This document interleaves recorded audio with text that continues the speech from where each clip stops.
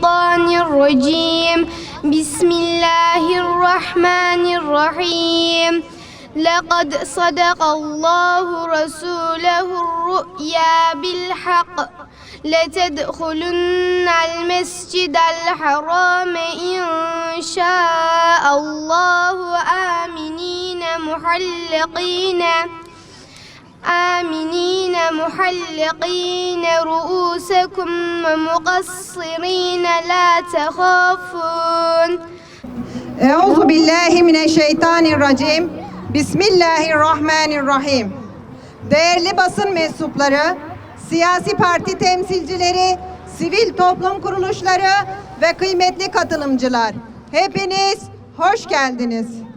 7 Ekim'den bu yana Gazze için yürüyen, Gazze için basın açıklamaları yapan, Gazze için yapılan tüm etkinliklere katılan değerli kardeşlerim, bacılarım, annelerim ve çocuklarımız, hepiniz hoş geldiniz. Selam olsun her namazdan sonra ilk duası Filistin olanlara. Selam olsun ilk duasında Aksa tufanının, Kassam Tugaylarının zaferini isteyenlere selam olsun. Kudüs'ün özgürlüğü için yanan yüreklere, yakaran dillere, gözyaşı döken gözlere selam olsun. Değerli kardeşlerim, 7 Ekim 2023'ten bu yana Refah bölgesine 1,5 milyona yakın yerinden edilmiş Filistinli göç etmek zorunda kaldı. Katliamların başladığı günden bu yana en az 14.944'ü çocuk, 9.849'u kadın olmak üzere 34.735 Filistinli zalimce katledildi. Şehit edildi. 78.108 Filistinli de yaralandı. Gazze'nin %60'ı harap edildi. Bu barbarlık, bu soykırım aralıksız devam ediyor. Yanan, kana susamış Siyonistler her geçen gün daha da gaddarlaşıyor. Zalimlik mi? Kana susamak mı? Barbarlık mı? Tüm kavramlar aciz kaldı. Bu zulmü ifade etmeye kelimeler kifayetsiz kaldı. Biz bugün Gazze annelerinin dramına dikkat çekmek için oturma eylemi yapıyoruz.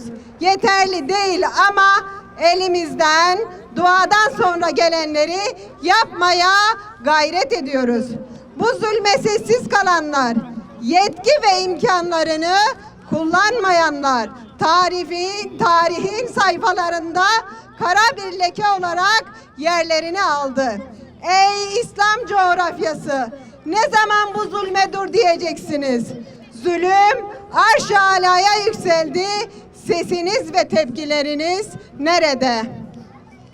Biz artık annelerin, çocukların feryadına ve katledilişine şahit olmak istemiyoruz.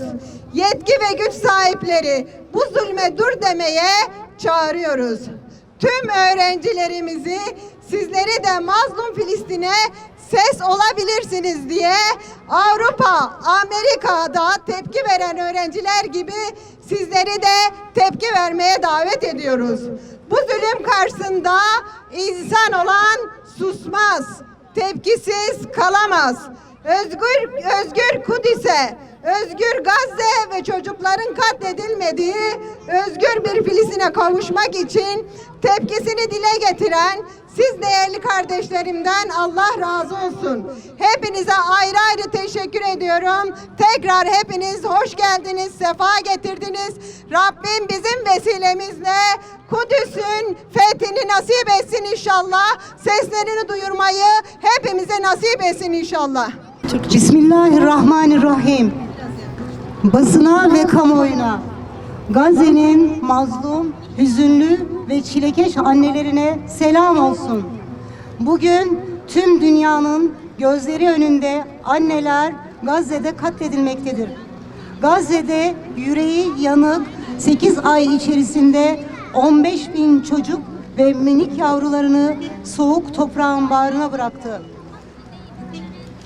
Yine aynı şekilde 10.000 anne şehit oldu. Gazze'de anneler çocuklarını sevemeden şu zulüm dolu dünyadan göçüp gittiler. Gazze'de annelerin ve masum yavrularının Siyonist işgal çetelerinin bombaları altında katledilmesine tüm dünya seyirci kalmaya devam etmektedir. Filistin'de anneler tam 75 yıldır kan, gözyaşı ve mağduriyet içerisinde evlatlarını sevmekten mahrum bırakılarak her türlü zulme maruz kalmaktadır. Filistinli anneler tam 71 yıldır anneliklerini yaşamamaktadır. Her türlü zulüm ve mağduriyete maruz kalan anneler yılda bir kez değil, her gün hatırlanmalı ve insanlığın vicdanı harekete geçmelidir. Filistinli anneleri katlederek annelerini çalan işgalci Siyonist çetelerden hesap sorulmalı. Söz konusu katliam ve soykırıma seyirci kalınmamalıdır. Hiçbir ölçü ve kaide tanımayan Siyonist terör şebekesi Gazze'de okul, hastane, yerleşim yerlerini bombalamakta, sivil ve savunmasız insanları katlederek soykırım suçu işlemektedir. Filistin'de hayatın normal akışı durmuştur. Enkazlar yığını içerisinde anne olmak çok zor. Filistin'de anne olmak kor ateşi avuçlamaktan daha zor bir vaziyete gelmiştir. Filistin'de anneler çocuklarını okula gönderememektedir. Gazze'de eğitim yok ama eğitimi görecek masum yavrular da yok. Gazze'de anneler çocuklarını hastaneye götürememektedirler. Ne hastane kaldı, ne ilaç kaldı, ne hayat kaldı. Filistin'de insani koridorun kapanmasıyla büyük bir zulme maruz kalan anneler açlık ve kıtlığa maruz bırakılmıştır. Gazze'de anneler çocuklarının gözlerinin önünde açlıktan hayatını kaybetmesinin acısını yaşamaktadır. Her gün Siyonist işgalcilerin bombardımanı altında yavrularının korkudan titreyen bedenlerine sarılan anneler, modern çağın vahşi ve karanlık yüzünü tüm dünyaya göstermektedir.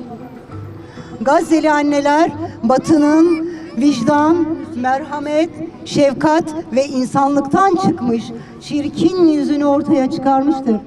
Sözde kadın hakları, anne hakları, çocuk hakları gibi yaldızlı sözlerle tüm dünyayı adeta hipnoz eden emperyalistlerin gerçek yüzlerini ortaya çıkaran Gazze'li annelerin feryatları arş-ı alayı titretmektedir.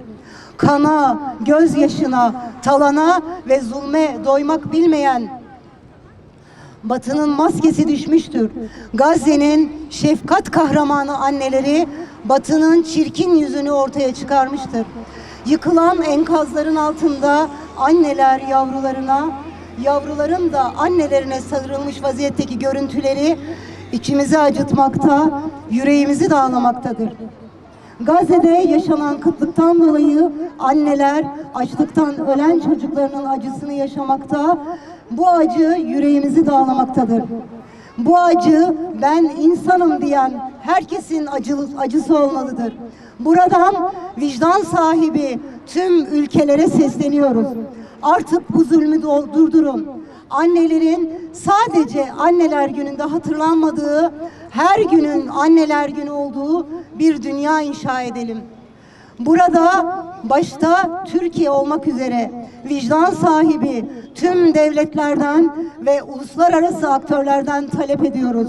Siyonist işgal rejiminin Gazze'ye yönelik saldırılarının son bulması için kalıcı bir ateşkesin sağlanması, insani koridorun açılması ve yurtlarından edilmiş olanların koşulsuz yaşadıkları bölgelere geri dönmesi sağlanmalıdır. İşgal rejiminin saldırıları nedeniyle yıkılan ve tahrip edilen yerleşim yerleri, cami, okul, hastane, sağlık kuruluşu, hükümet kamu binaları başta olmak üzere 300.000 konutun inşası yönünde adımlar atılmalı ve tahrip edilen yerleşim yerleri yeniden imar edilmelidir. Hüdapar olarak bir kez daha ve en yüksek sesle haykırıyoruz ve diyoruz ki canımızla, malımızla, kanımızla, evlatlarımızla ilk kıblemiz Mescid-i Aksa'nın ve Müslüman kardeşlerimizin yanındayız.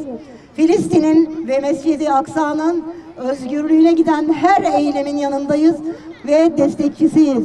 Bu yolda üzerimize düşen her türlü fedakarlığı yapmaya hazırız. Filistinli annelere selam olsun. Allah'ın selamı ve bereketi hepinizin üzerine olsun.